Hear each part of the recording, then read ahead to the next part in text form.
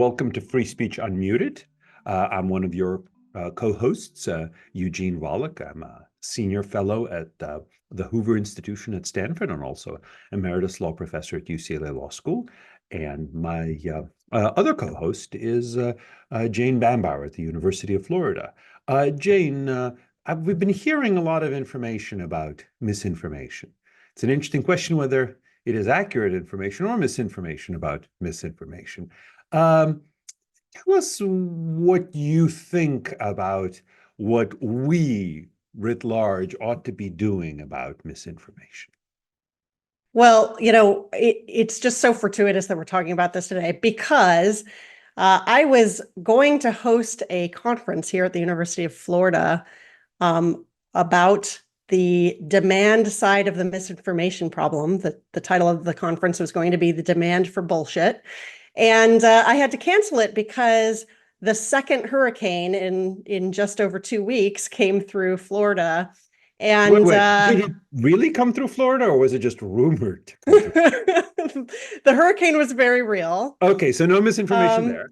Correct. But the relief efforts were also real. So, but right around the time we were all gearing up for Hurricane Milton here in the Southeast, there was a lot of misinformation circulating online and even in the traditional media about the FEMA attempts and government help that was being provided or not provided to people in North Carolina and other regions that were affected by Hurricane Helene. And so it was so strange because I was all geared up to talk about what we know so far about the misinformation ecosystem and what, if anything, we ought to do about it, when the very problem came back into the public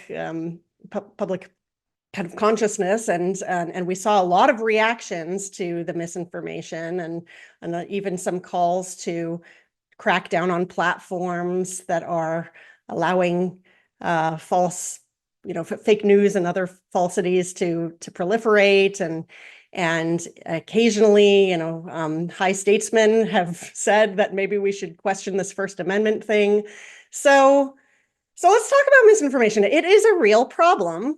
Right? Do you agree with that? It is a huge problem in many facets of our lives. And of course, it is a huge problem for a democracy because the premise of a democracy is that we as voters would have at least some sense of what's happening and whom we should vote for and whom we should vote against. That's especially so, of course, in states like my own California, where there are ballot measures where you need to have information not just about candidates, but about issues. But to evaluate a candidate, you need to have information about issues. Unfortunately, the reality is that people lie, and even much more often, people think they're telling the truth, but get the facts wrong. And even more often, it's not even quite they get the facts exactly wrong, but they draw misleading inferences, they focus on some things and omit other things. So yeah, we get a lot of stuff coming our way in our email boxes and social media from mainstream media, some of which, unfortunately, is highly untrustworthy. That's a very serious problem. Yeah. So adding to the problem, so I think those who supply or create the content that winds up being false, I completely agree with you that quite often it doesn't even need to be an outright malicious fabrication. It can be cherry-picked evidence, whether done in order to deceive or just because the true believer is putting things together in their own mind in that particular way. But then the other problem is the listener, right? So the listener is quite motivated for a variety of reasons to seek out or receive, even passively receive some information that further corroborates what they already tend to believe, that helps them cement their worldview. And this is just part of human nature. There are social explanations. There are probably even some maybe evolutionary explanations. And so we are kind of fighting against human nature when we are demanding both speakers and listeners to be as reasonable as possible and to, use the sort of best epistemic tools that we have available to us. It's not likely to happen. So does that mean that there should be some sort of an intervention? I think this has been something that lawmakers have wanted to address forever. That this is one reason that governments in general have some proclivity to try to control certain narratives, right? And so have we seen enough in the internet era, and especially with the looming threat of deep fakes, to say, okay, well, the First Amendment, that was an interesting experiment, but it's time to rethink what we're doing here. So where do you want to start? Should we start at the beginning or? Well, I want to start in 1798. Okay, that's pretty early. Go because ahead. that was, as best I can tell, the first major debate in the US about misinformation, about fake news. They didn't call it fake news back then. They used the term sedition or seditious libel, which means many different things in different contexts. Sometimes sedition just basically means planning a revolution. But the Sedition Act of 1798, some of our listeners may have heard of it. It's been much talked about in American law. It played a big role in New York Times v. Sullivan, the 1964 libel decision. The Sedition Act of 1798, at least, was framed as a way of stopping misinformation. And in fact, its backers, mostly the Federalists, said this is so much better than the Old English law of seditious libel. I mean, we agree that the Old English law is not suitable for our republic. We can't punish people just for anti-government speech. After all, we are in a republic now, and people should be free to criticize the government, but not to lie about it. And in particular, the statute on its face banned false and malicious statements that, among other things, kind of expose the government to contempt. False and malicious statements. And the rationale, see if you find any connections to what some of the discussions we've been hearing recently. The rationale, we see some Supreme Court justices at the time that never reached the U.S. Supreme Court, but Supreme Court justices riding circuit on lower courts talked about it, was all about the danger that false statements about the government would undermine the public's confidence in the government, wrongly undermine it, and as a result would lead to insurrections, to revolts, which there had been major revolts just a few years before. So, for example, Justice Chase, in a famous Sedition Act case called U.S. v. Cooper, defended these kinds of prosecutions on the grounds that if a man attempts to destroy the confidence of the people in their officers, he effectually saps the foundation of the government. And it was clear that he was talking about their allegedly false statements of fact, that if you lie about the government and you destroy foundation of people's confidence in the government wrongly, unjustifiably destroy it, well, that's bad for democracy or bad for a republic, depending on how you want to label it. Bad for self-government. Likewise, Justice Iredell, in another case, in instructing grand jury about, it was a prosecution following a rebellion, the Freeze Rebellion. He talked about how men who are at a distance from the source of information must rely on the accounts they receive from others.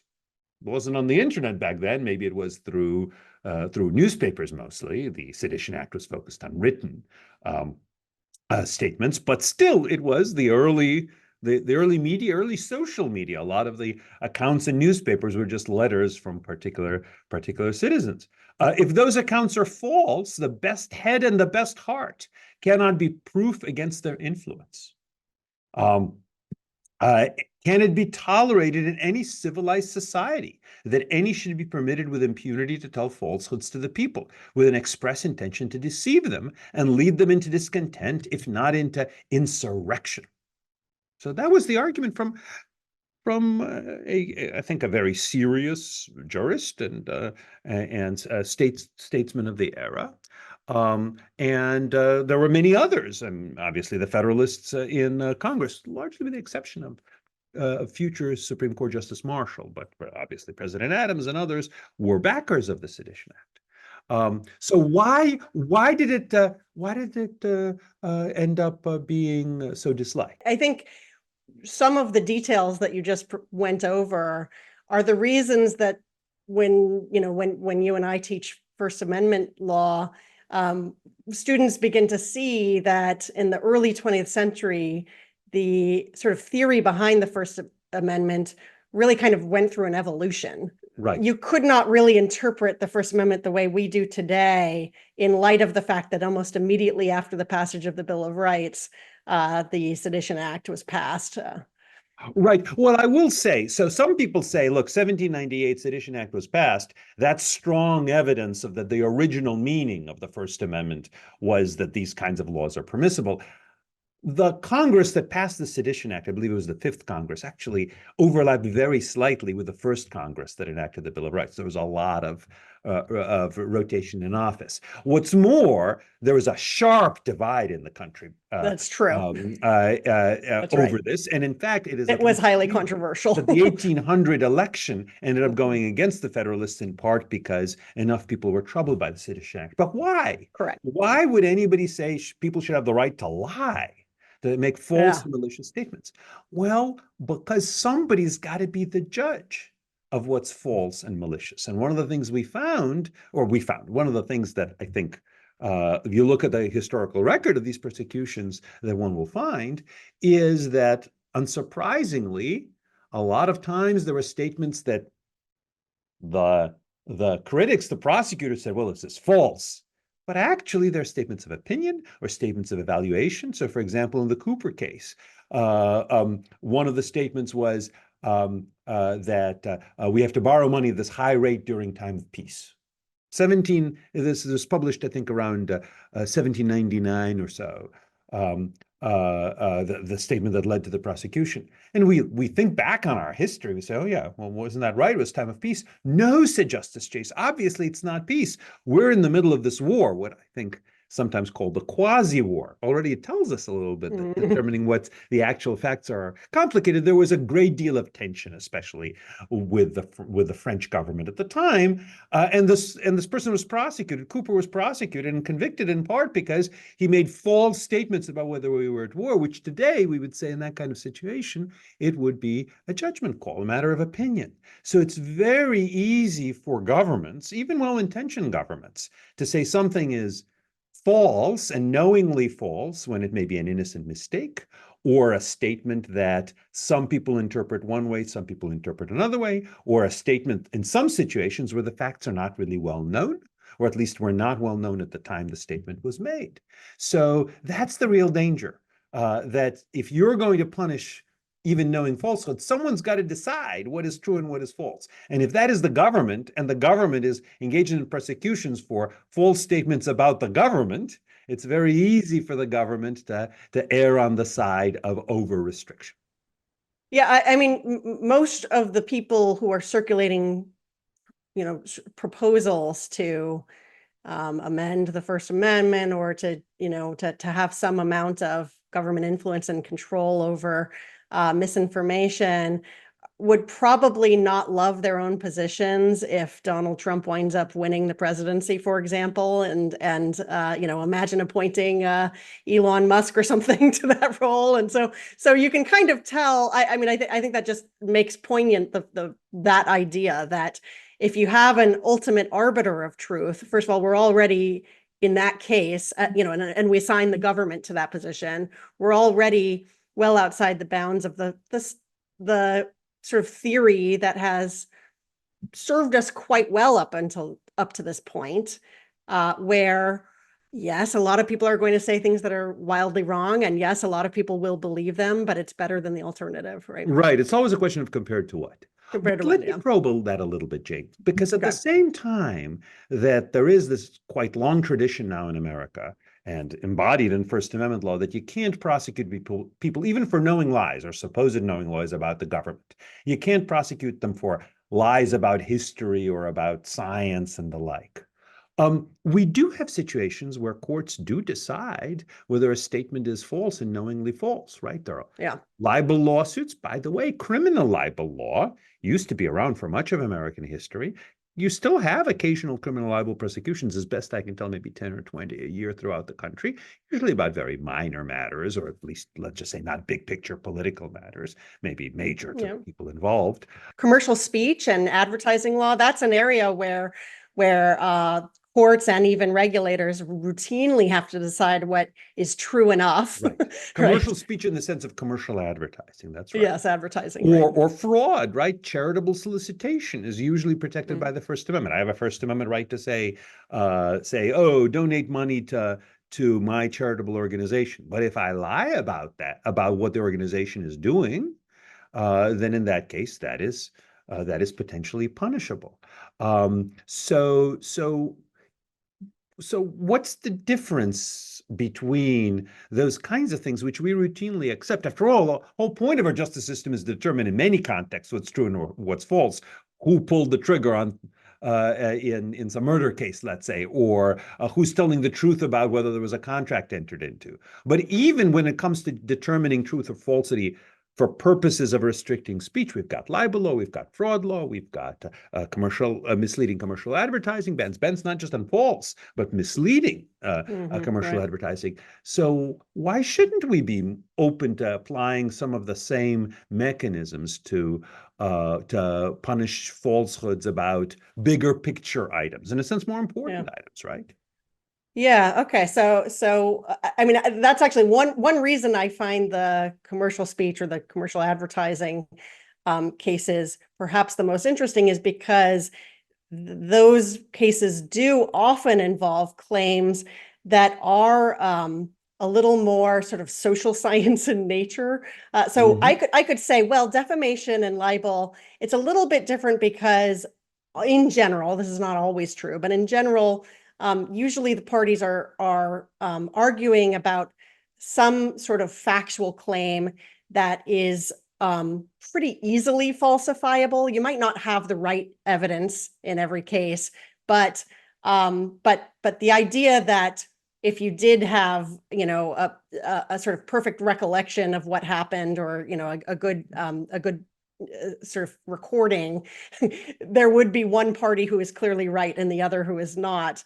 Whereas claims about, once we're starting to talk about things that are much more sort of politically salient, they're often also much less amenable to easy verification, like whether, what caused inflation recently, and the degree to which global warming, it will or will not greatly disturb and impact our lives. And these types of things are the most important, and yet they are genuinely the most debatable. So that is maybe that's one difference. But even the Supreme Court has left open slightly the possibility that outside of the context of these traditional unprotected areas of speech like defamation and fraud, the government could still go after some falsehoods if it's well tailored to actual harm or significant risk. Basically, that's kind of the gray area left over after the Alvarez case, where the Supreme Court struck down certain parts of the Stolen Valor Act, and that to me seems fitting or fine, because if you have an actual injury that you can prove, to a degree that satisfies a judge or a jury, sort of a causal mechanism to the harm. I mean, this is something you and I have kind of debated already, even on this podcast, that I'm less worried about suits that are well constrained, or that are well constrained to harm that has actually occurred.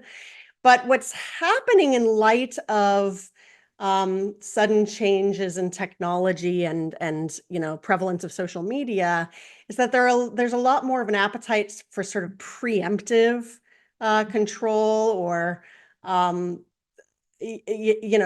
of what the types of interventions that became somewhat common during the COVID era, when the CDC or other parts of the government kind of were trusted to make quick and firm decisions that weren't even, that with more confidence than was warranted about what types of claims are true and which types are not, and so yeah, it's a shame in a way that things like hurricane related misinformation are bringing us back to this debate, because I at least thought that the COVID era, attempt to kind of I don't know, to intervene in the marketplace of ideas did not go well for the government. That those efforts Right. did not Right. succeed even on their own goals. Right. So I totally appreciate your point about government pressure on, or even government attempts to persuade social media platforms to restrict speech being also potentially dangerous. They may not be threats of prosecution, may not even be threats of fines imposed on the social media platforms, but when the government is teaming up with large private entities to try to get them to suppress speech, that's bad. That has at least is quite perilous. I very much sympathize with that. But again, let's look at it from a somewhat different perspective, just to see kind of what the costs and benefits of the alternatives are. So my understanding is that historically, what we have generally relied on in order to try to diminish the spread of misinformation is the editorial judgment of the media.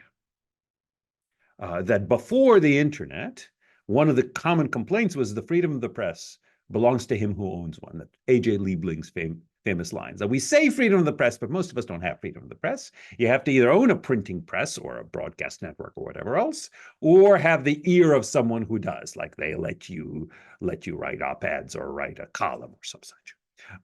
So that was condemned in many ways as being oligarchical in some sense. But at least one upside was that newspapers, by and large, felt it important to try to police misinformation. Because whatever we might think about the government suppressing misinformation, if our newspaper says, oh, we totally are skeptical of attempts to suppress misinformation, that's why we won't try to make sure that our pages are correct. We don't trust ourselves to police misinformation. I think most readers would say, maybe we should subscribe to a better newspaper because that's part of your job. The reason we may subscribe to you is precisely because we don't want to be misinformed by and large.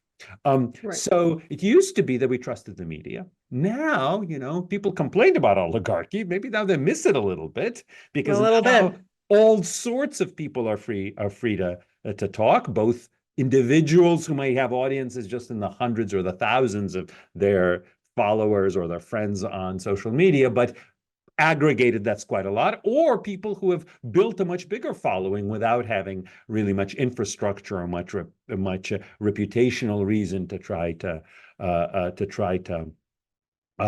make sure that they don't misinform people. So now we have these social media platforms, and the argument is they should be more like the old New York Times, the broadcast networks and such. They should try to police what is on their property in order to prevent misinformation. And if the government happens to have knowledge about something, and not perfect knowledge, but a good deal of expertise, and it calls them up and says, look, we're not threatening you with retaliation.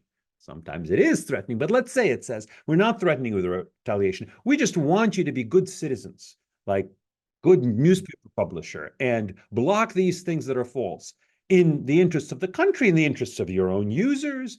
That in a sense, some people view as the solution, as the alternative to heavy-handed suppression through the threat of criminal prosecution.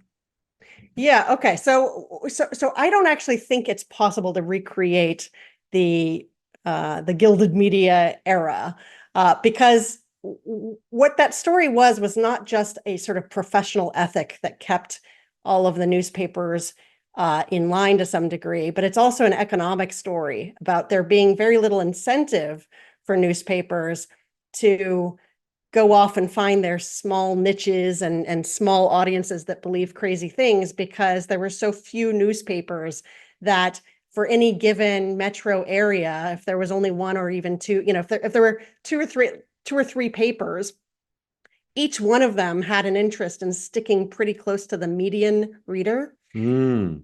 In an era when, if we assume that the World Wide Web, that we're not going to scale that back, and if there's always going to be an alternative to whatever platform you're on right now, then I think an attempt to, whether it's through government coercion or through sort of self-policing, an attempt for a popular platform to try to recreate the standards of the media era, what they would be doing is losing their audience, and not really accomplishing anything in terms of the epistemic kind of success of humans. Because I mean, there's some evidence that, and I should say, I think if Facebook and Twitter and the major platforms suddenly did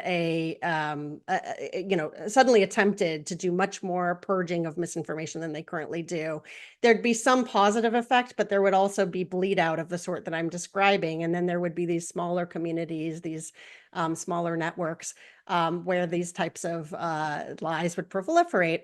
And so that gets back to this human nature problem, where I am not even sure, actually, that we are in a particularly tragic era of misbeliefs. And I know there's evidence that society has been, American culture has become more polarized over time.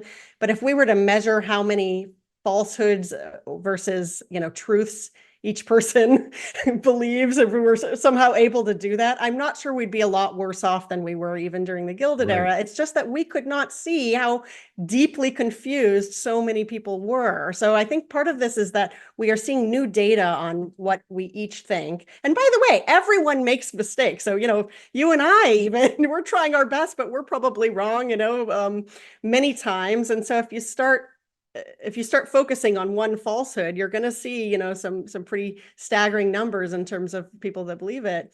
So that's a reflection point. I do think, though, it's possible that what the internet, that there really was an internet phenomenon, not related to belief so much, but in terms of emboldening people, that if they find each other and they now know, okay, we all share this worldview. I thought I was sort of on the fringe. It turns out there are many of us. Or they can circulate kind of like clusters of beliefs. So that, if you believe that vaccines don't work, you should also believe these 8 things, because these friends who are with you on most of your worldview also believe them. So I think there's some sort of clustering and emboldening that may happen. But at the same time, I also see some signs that when people, try in their own flawed ways to do their own research, they are in some ways promoting this idea I guess, trying to engage in the scientific process. And so for me, at least, the jury's still out on whether in the long run, this sudden shock to our information environment is going to cause people to have much worse, sort of epistemic and knowledge production skills, or if in fact we will get better at it. Right. And I mean, it does. What you're saying maybe that we can't go back, in part because we have this technology that allows ordinary people to speak to each other, to considerable groups of other people. That is to say, speak to members of their fellow community, but also more broadly. And I suppose we could just throw it all out, or we could just limit people's access to the internet or close social media platforms. But that really would require, first of all, rejecting this democratic notion that we should have the rights to speak and not just have professional journalists have the rights to Right. speak. Yeah. And beyond that, in a democracy, I think a lot of people seem to enjoy the ability to speak this way, and it would be hard to get a law passed, even if it were constitutional, to turn off people's access. I will say, though, part part of the problem, and it's not clear how we begin to solve it, I think, has to do with people's confidence in themselves and confidence in others. So I have very little confidence in myself when it comes to knowledge about a lot of important subjects. So, for example, medicine. I have had the vaccine. I've had, that's a COVID vaccine. I've had multiple booster shots.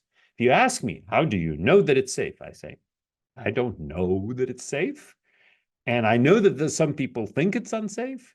And I know I could do my own research, but I think it is virtually impossible for me, even with all the resources I have, to do enough research that I should have more confidence in my view than the view of the medical establishment. I don't think the medical establishment is perfect, but I know I'm very far from perfect at evaluating medical evidence. So my view is I'm happy recognizing that there may be pathologies within the medical establishment. I'm happy to defer to their judgment on medical matters.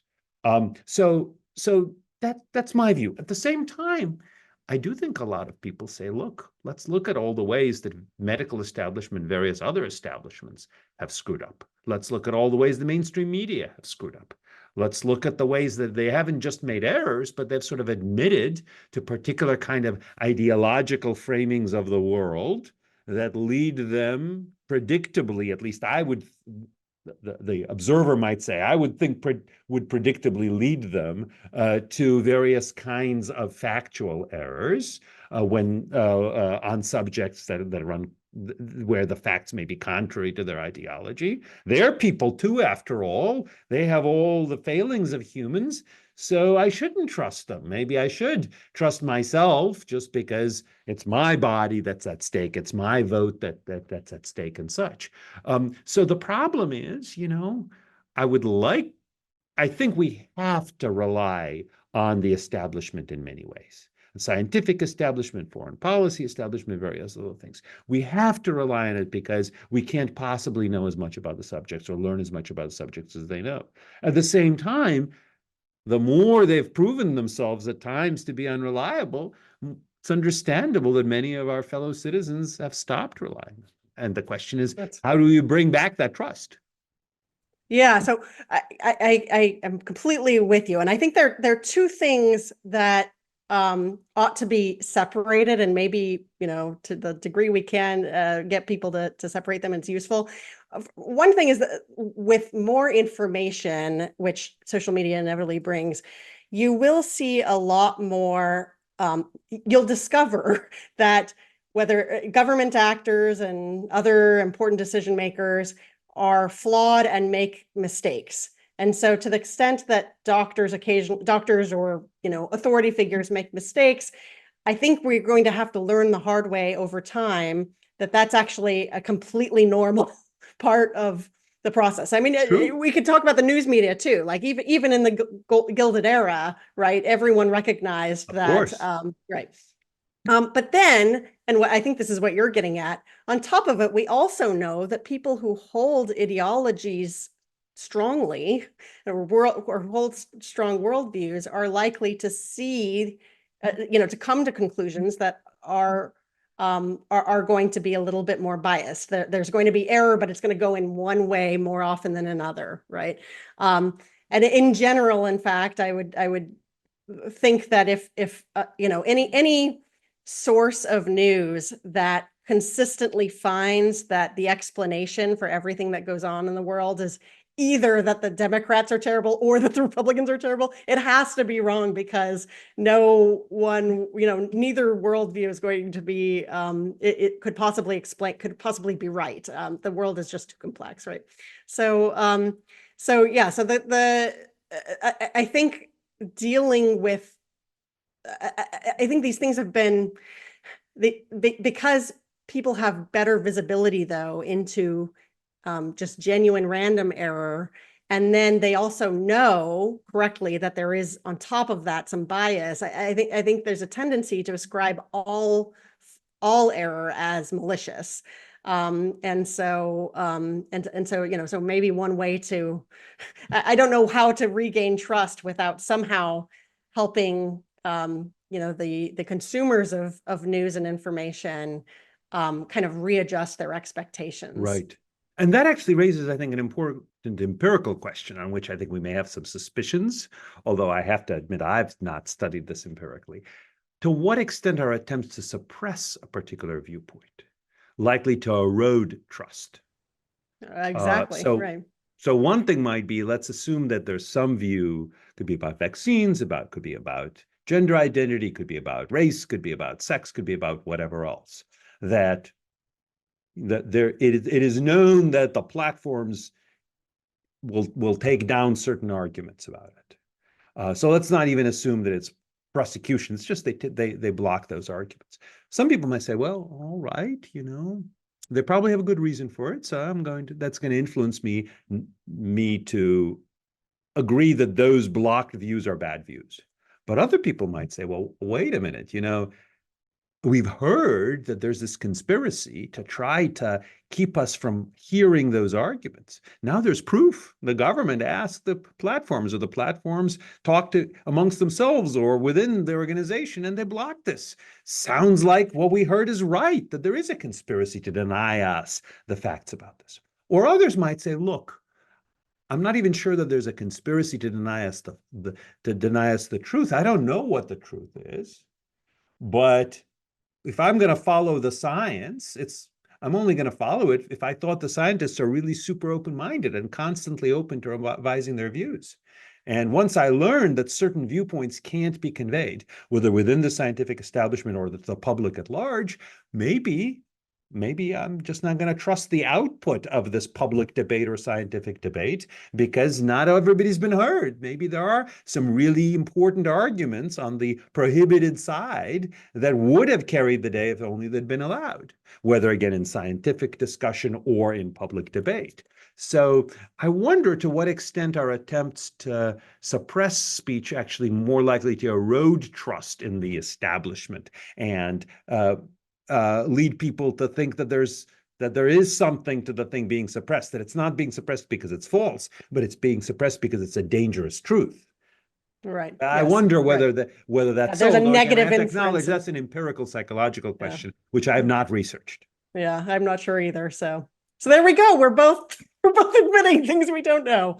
Maybe that's a good way to end. There is a vast universe of things that we don't, that at least that I don't know. Maybe not you don't know, but that I don't know.